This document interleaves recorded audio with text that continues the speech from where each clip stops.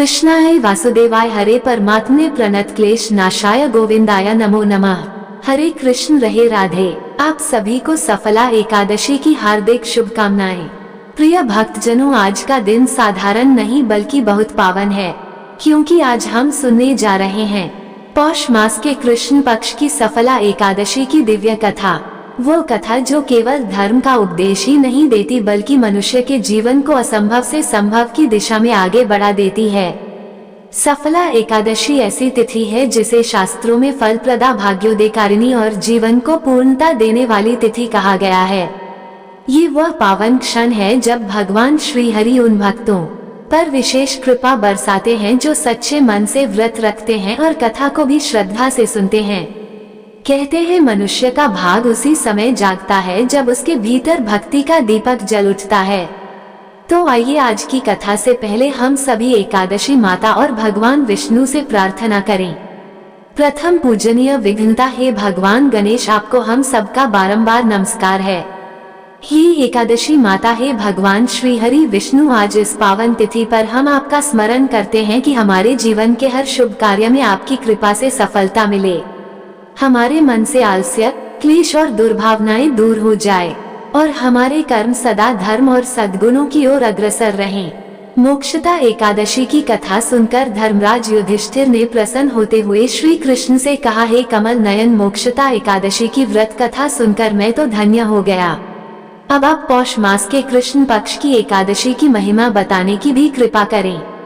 उस एकादशी का क्या नाम है, उस दिन किस देवता की पूजा होती है और उसके व्रत का विधान क्या है, मुझ पर कृपा करते हुए ये सब आप मुझे विस्तारपूर्वक बताइए।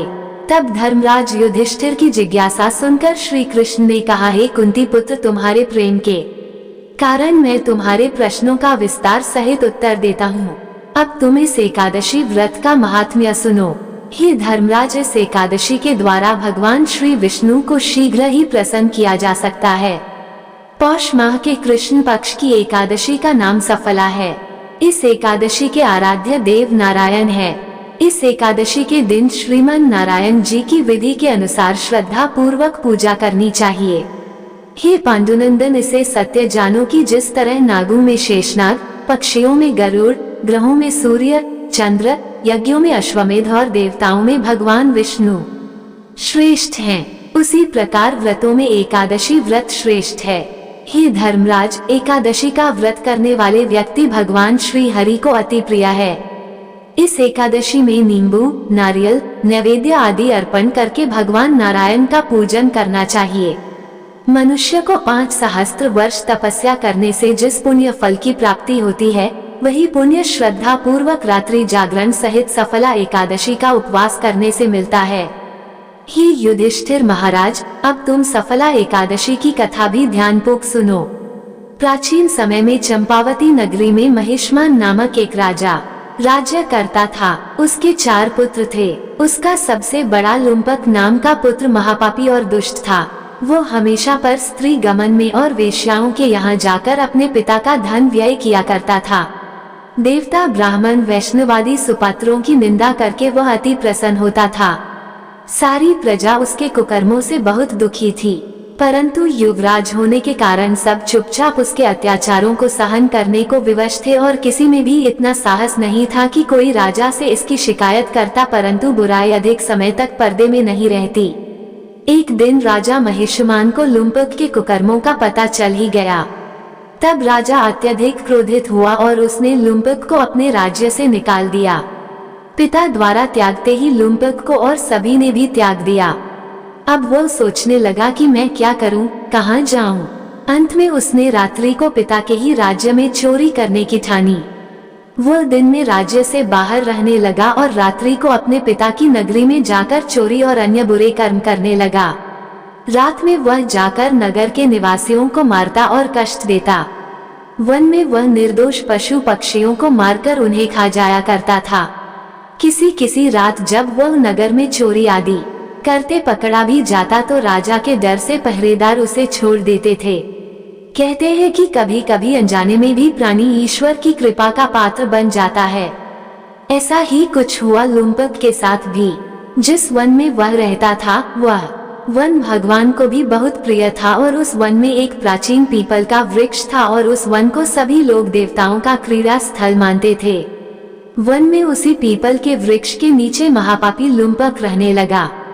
कुछ दिनों बाद पौष मास के कृष्ण पक्ष की 10वीं तिथि के दिन वस्त्रहीन होने के कारण लुम्पक तेज ठंड से मूर्छित हो गया। ठंड के कारण फिर वह रात को सो ही नहीं सका और उसके हाथ पैर अकड़ गए। बड़ी मुश्किल से बड़ी कठिनाई से वह रात बीती, किंतु सूर्य उदय होने पर भी उसकी मूर्छा नहीं टूटी और वह ज्यों का त्यों पड़ा रहा। सफला एकादशी की दोपहर तक वह पापी मूर्छित ही पड़ा रहा। जब सूर्य के तपने से उसे कुछ गर्मी मिली तब दोपहर में कहीं उसे होश आया और वह अपने स्थान से उठकर किसी तरह चलते हुए वन में भोजन की खोज में भटकने लगा। उस दिन वह शिकार करने में असमर्थ था, इसलिए पृथ्वी पर गिरे हुए फलों को लेकर पीपल के वृक्ष के नीचे गया। तब तक भगवान सूर्य अस्ताचल को प्रस्थान कर गए थे, अर्थात सूर्यास्त हो चुका था। भूखा होने के बाद भी वह उन फलों को नहीं खा सका, क्योंकि कहाँ तो वह नित्य जीवों को मारकर उनका मांस खाया करता था और आज कहाँ उसे खाने को यह फल मिले थे। उसे फल खाना बिल्कुल भी अच्छा नहीं लगा, इसलिए उसने उन फलों को पीपल की जड़ के पास रख दिया और दुखी होकर बोला, ही ईश्वर, यह फल आपको ही अर्पण है, इन फलों से तो आप ही तृप्त होइए। ऐसा कहकर वह रोने लगा और रात को उसे नींद नहीं आई। वह सारी रात रोता रहा। इस प्रकार उस पापी से अनजाने में ही एकादशी का उपवास हो गया। उस महापापी के इस उपवास और रात्रि जागरण से भगवान श्री हरि अत्यंत प्रसन्न हुए और उसके सभी पाप नष्ट हो गए। सुबह होते ही एक दिव्य रथ अनेक सुंदर वस्तुओं से सजा हुआ आया और उसके सामने खड़ा हो गया। ठीक उसी समय आकाशवाणी हुई, ही युवराज, भगवान नारायण के प्रभाव से तेरे सभी पाप नष्ट हो गए हैं। अब तू अपने पिता के पास जाकर राज्य प्राप्त कर। और जब वह आकाशवाणी लुम्पक ने सुनी तो वह अत्यंत प्रसन्न होते हुए बोला, हे प्रभु, आपकी जय हो। ऐसा कहकर उसने सुंदर वस्त्र धारण किए और फिर अपने पिता के पास गया। पिता के पास पहुंचकर उसने सारी कथा पिता को सुनाई। पुत्र के मुख से सारा वृतांत सुनने के बाद पिता ने अपना सारा राज्य तुरंत ही पुत्र को सौंप दिया और स्वयं वन में चला गया। अब लुम्पक शास्त्रानुसार राज्य करने लगा। उसकी पत्नी, पुत्र आदि भी श्री विष्णु के परम भक्त बन गए। फिर वृद्धावस्था आने पर वह अपने पुत्र को राज सौंपकर भगवान का भजन करने के लिए वन में चला गया और अंत में परम पद को प्राप्त हुआ। भगवान श्री कृष्ण कथा समाप्त करते हुए धर्मराज युधिष्ठिर से कहते हैं, हे धर्मराज, जो मनुष्य श्रद्धा और भक्ति पूर्वक इस सफला एकादशी का उपवास करते हैं उनके सभी पाप नष्ट हो जाते हैं और अंत में उन्हें मुक्ति प्राप्त होती है। ही युधिष्ठिर, जो मनुष्य इस सफला एकादशी के महात्म्य को नहीं समझते उन्हें तो पूंछ और सींगों से विहीन पशु ही समझना चाहिए। सफला एकादशी के महात्म्य को पढ़ने अथवा श्रवण करने से प्राणी को राजसूय यज्ञ के समान फल प्राप्त होता है। कथा का सार यह है कि यह सफला एकादशी की कथा हमें भगवान के अति कृपालु होने का भान कराती है। अगर कोई मनुष्य अज्ञानवश अनजाने में भी प्रभु का स्मरण कर लेता है तो भी उसे पूर्ण फल की ही प्राप्ति होती है। अगर मनुष्य निश्चल भाव से अपने पापों की क्षमा मांगे तो भगवान उसके बड़े से बड़े पापों को भी क्षमा कर देते हैं। लुम्पक जैसा महापापी भी भगवान श्री हरि की कृपा से ही बैकुंठ का अधिकारी बना। अब सुनिए शालिग्राम भगवान की कथाएं। कृष्ण नगर के पास एक गांव में एक ब्राह्मण रहा करते थे। वे ब्राह्मण पुरोहित का काम करते थे। गांव में जिसके यहाँ भी कथा होती वहाँ चले जाते। बदले में जो कुछ भी दक्षिणा उन्हें मिल जाती उसी से वे अपना गुजारा करते थे। एक दिन यजमान के यहाँ पूजा कराकर घर लौटते समय उन्होंने रास्ते में देखा कि एक साग वाली एक कोने में बैठकर साग बेच रही है। भीड़ लगी हुई थी, कोई साग तुलवा रहा है तो कोई मोलभाव कर रहा था। पंडित जी रोज उसी रास्ते जाते और साग वाली को देखा करते। वो वहीं बैठी मिलती। एक दिन किसी जान पहचान के आदमी को साग खरीदते देखकर वे भी वहीं खड़े हो गए। उन्होंने क्या देखा कि साग वाली के पास एक पत्थर का बाट है और उसी से वह 5 शेर वाले को 5 शेर और जो 1 शेर मांगता उसे 1 शेर का साग तौल कर दे रही थी। एक ही बात से उस साग वाली का काम चल रहा था। ये देखकर पंडित जी को बड़ा आश्चर्य हुआ। उनसे रहा नहीं गया। तो उन्होंने पूछा कि बहन तुम इस एक ही पत्थर से कैसे सबको तोलकर साग दे देती हो? क्या सबको ठीक ठीक वजन से साग मिल जाता है? पंडित जी के परिचित व्यक्ति ने कहा, हाँ पंडित जी है ना, बड़े आश्चर्य की बात, हमें भी विश्वास नहीं आता, क्योंकि कई बार हम लोगों ने इससे लिए हुए साग को दूसरी जगह तोलकर देखा तो पूरा वजन सही सही उतरा। एक ही बात से यह सभी को, किसी को कम चाहिए तो कम देती है, ज्यादा चाहिए तो ज्यादा साग तौल कर देती है, कभी इसके वचन में कोई कमी नहीं हुई। पंडित जी ने कुछ रुककर उस साग वाली से कहा, बहन ये पत्थर मुझे दोगी क्या? साग वाली बोली, नहीं पंडित जी, ये पत्थर मैं तुम्हें बिल्कुल नहीं दे सकती, बड़ी मुश्किल से यह पत्थर मुझे मिला है। मेरे तो शेर बटखरे खो जाते तो घर जाने पर माँ और बड़े भाई मुझे बड़ी डांट लगाते। 3 साल पहले की बात है, मेरे बटखरे कहीं खो गए। जब मैं घर गई तो मेरे बड़े भाई ने मुझे खूब डांट फटकारा। मैं रोती रोती घाट पर आकर बैठ गई और मन ही मन अपने भगवान को पुकारने लगी। इतने में ही मेरे पैर के पास कहीं से पत्थर आ लगा और मैंने इसको उठाकर अपने कान्हा जी से कहा, हे कान्हा, मैं तौलना नहीं जानती, आप ऐसी कृपा करें जिससे इसी से सारे तौल हो जाएं। बस तभी से मैं इसे अपने साथ रखती हूँ। अब मुझे अलग अलग बटरों की जरूरत नहीं पड़ती, इसी से सब काम निकल जाता है। अब बताइए पंडित जी, मैं भला इसे आपको कैसे दे सकती हूँ? पंडित जी बोले, एक काम करो, ये पत्थर तुम मुझे दे दो, इसके बदले में मैं तुम्हें बहुत सारे रुपए दूंगा। सागवाली ने कहा, कितने रुपए दोगे तुम? मुझे वृंदावन का खर्च दोगे क्या? सब लोग वृंदावन गए हैं, बस मैं ही नहीं जा सकी हूँ। ब्राह्मण ने पूछा, तो बताओ भला कितने रुपए में तुम्हारा काम हो सकता है? सागवाली ने कुछ सोचकर कहा, पूरे 3000 रुपए चाहिए, बताइए देंगे क्या? ब्राह्मण बोले, अच्छा ठीक है, लेकिन ये तो बताओ कि तुम इस पत्थर को रखती कहाँ हो? सागवाली बोली, इसी टोकरी में रखती हूँ, और कहाँ रखूंगी? अब ब्राह्मण ये सुनकर घर वापस लौट आए और चुपचाप बैठ गए। एक कोने में बैठे ब्राह्मण से उनकी पत्नी ने पूछा, आज क्या बात है, उदास क्यों बैठे हो? देर जो हो गई है इसलिए उदास हो क्या? तो ब्राह्मण ने कहा, क्या बताऊं भाग्यवान, आज तो मेरा मन बड़ा खराब हो रहा है, मुझे 3000 रुपए की जरूरत है। तो ब्राह्मण देवता की पत्नी बोली, लो भला इसमें कौन सी बड़ी बात है, अरे आपने ही तो मेरे जो गहने बनवाए थे, अगर बहुत ज्यादा आवश्यकता हो तो लीजिए, उन्हें ले जाए बाजार में बेच दीजिए, और जो मिलेगा उसे आप अपना काम चला लीजिएगा, फिर तो जो होगा देखा जाएगा। ऐसा कहकर ब्राह्मणी ने अपने पहने हुए गहने उतारकर ब्राह्मण देवता के हाथ में रख दिए। अब ब्राह्मण ने वह गहने बाजार में ले जाकर बेचे और रुपए इकट्ठे किए। दूसरे दिन सवेरे सवेरे उसी सागवाली के पास जाकर खड़े हो गए और गिनकर उसे रुपए दे दिए और बदले में उस शिला को ले लिया। अब गंगा जी पर जाकर उसको अच्छी तरह से धोया और फिर नहा धोकर वे घर लौट आए, क्योंकि सागवाली तो उससे साग तोलने का काम करती थी और वह कोई साधारण शिला नहीं थी। इधर पीछे से एक छोटा सा सुकुमार बालक ब्राह्मणी से कह गया, पंडिताइन जी तुम्हारे घर पर ठाकुर जी आ रहे हैं, घर को अच्छी तरह झाड़ बुहार कर ठीक कर लो। अब सरल हृदया ब्राह्मणी ने उस बालक की बात पर विश्वास कर लिया। उन्हें लगा सचमुच घर पर ठाकुर जी पधार रहे हैं, तो उन्होंने खूब अच्छे से घर की साफ सफाई कर दी और यहाँ तक कि पूजा की सामग्री भी सजा दी, और जो कुछ उनसे भोग बन पड़ा वो भी उन्होंने भोग तैयार करके रख दिया। अब ब्राह्मण देवता गंगा जी में स्नान करके शालिग्राम जी को लेकर, जो शिला थी वो दरअसल शालिग्राम जी थे, उन्हें अपने साथ लेकर बड़े प्रसन्न मन से घर आ रहे हैं। घर पहुंचकर ब्राह्मण देवता ने देखा तो उन्हें बड़ा आश्चर्य हुआ।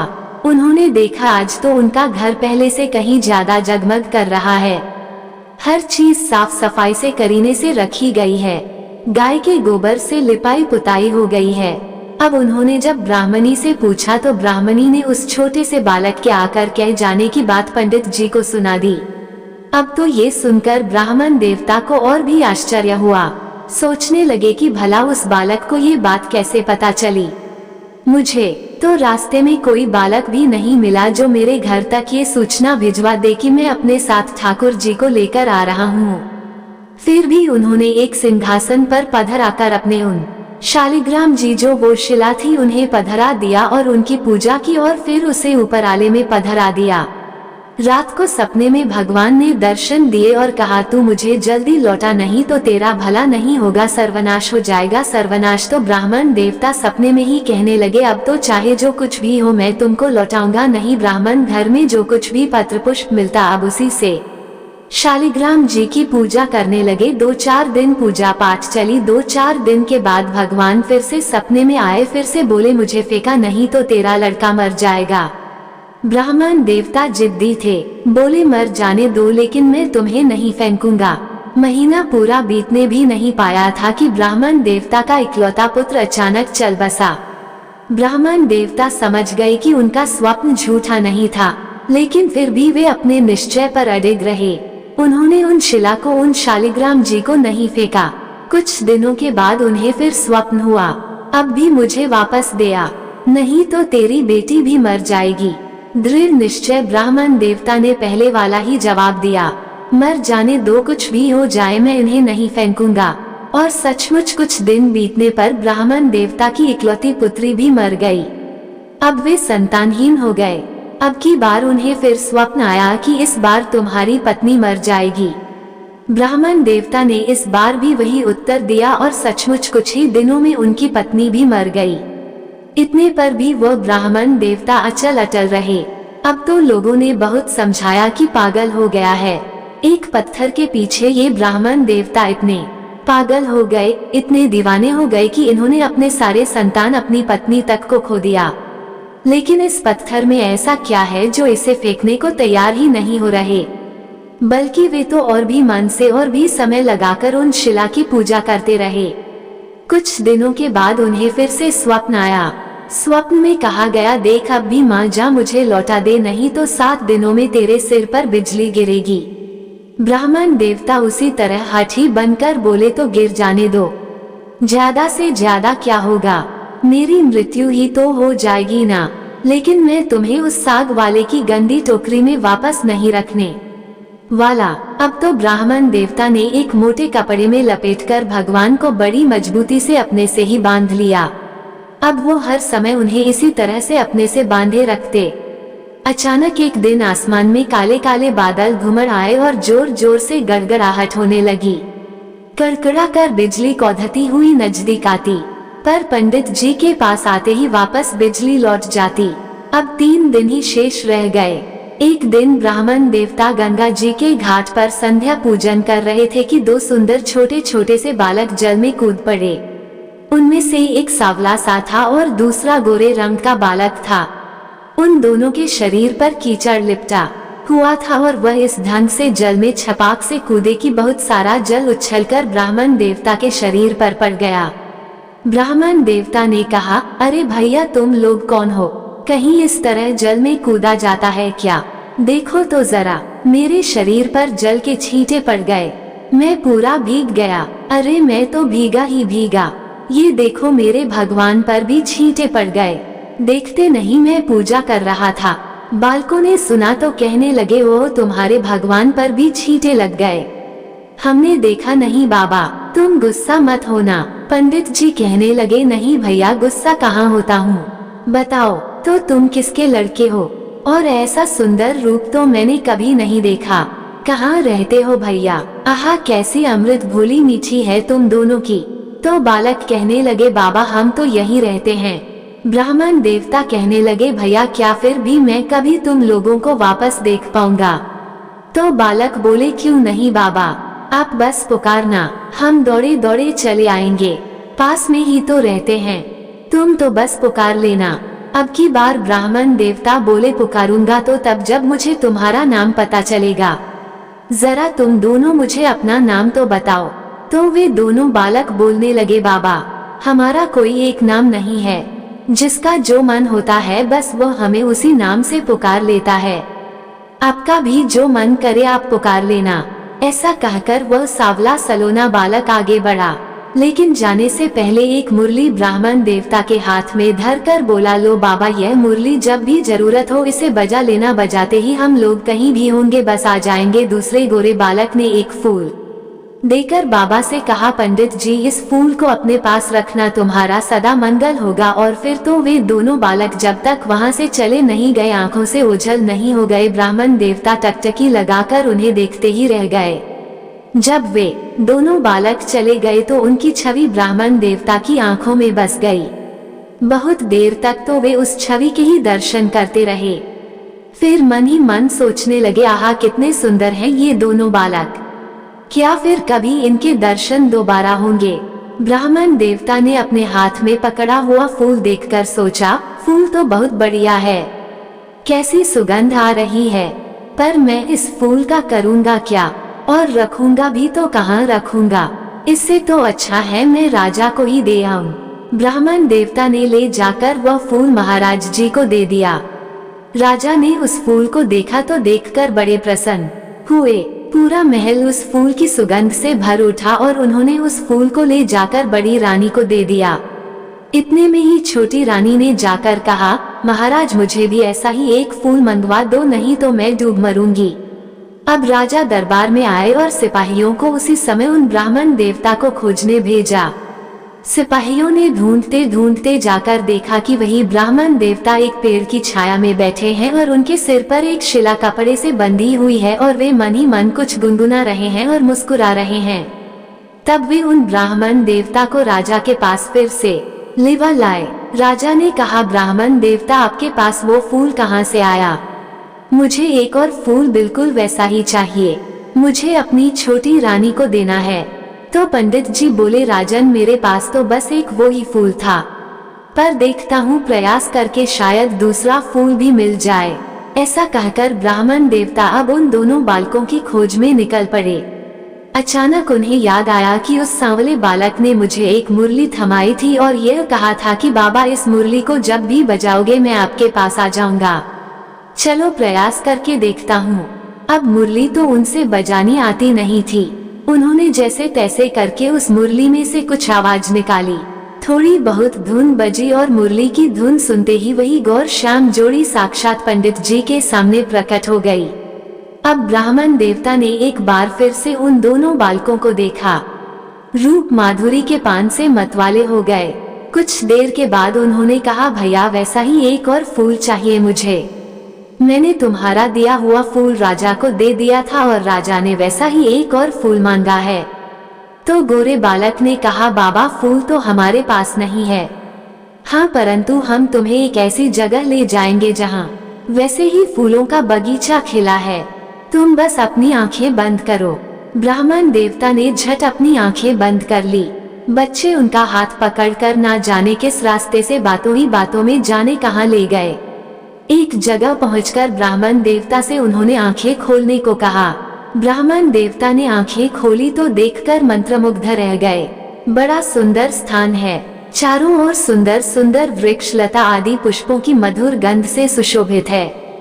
बगीचे के बीच में एक बड़ा मनोहर महल है।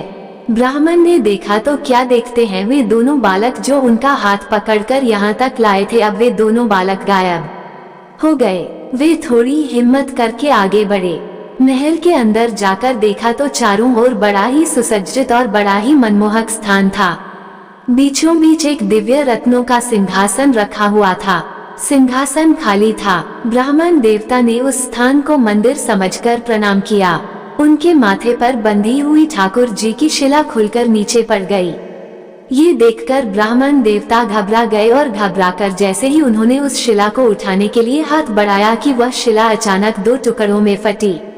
एक दिव्य ज्योति प्रकट हुई और देखते ही देखते उसमें से साक्षात श्री लक्ष्मी नारायण भगवान प्रकट हो गए और उस खाली सिंहासन पर विराजमान हो गए। भगवान नारायण ने मुस्कुराते हुए ब्राह्मण देवता से कहा, हे ब्राह्मण, हमने तुमको कितने दुख दिए पर तुम तो अटल रहे। दुख पाने के बाद भी तुमने हमें कभी नहीं छोड़ा, पकड़े ही रहे और इसी से हम तुम्हें सशरीर यहाँ ले आए हैं। जो भक्त स्त्री पुत्र घर गुरुजन प्राण धन लोक और परलोक छोड़कर केवल हमारी शरण में आ जाते हैं, भला हम उन्हें कैसे छोड़ सकते हैं। इधर देखो, ये खड़ी है तुम्हारी सहधर्मणि, तुम्हारी पत्नी, ये रही तुम्हारी पुत्री और तुम्हारा ये पुत्र भी। ये देखो, ये सब भी मुझे प्रणाम कर रहे हैं। अब तुम सबको मेरी प्राप्ति हो गई और तुम्हारी एक की दृढ़ता से तुम्हारा सारा परिवार अब भाव बंधन से मुक्त हो गया है। ये देखकर ब्राह्मण देवता नतमस्तक हो गए। तो यह है भगवान की भक्ति और भगवान की करुणा की कहानी। अगर परिवार में सारे लोग भक्ति ना कर सके, कोई एक सदस्य भी सच्चे मन से भक्ति कर लेता है तो भगवान पूरे परिवार का उद्धार कर देते हैं। सभी प्रेम से बोलिए श्री लक्ष्मीनारायण भगवान की जय, श्री शालिग्राम भगवान की जय, तुलसी महारानी की जय।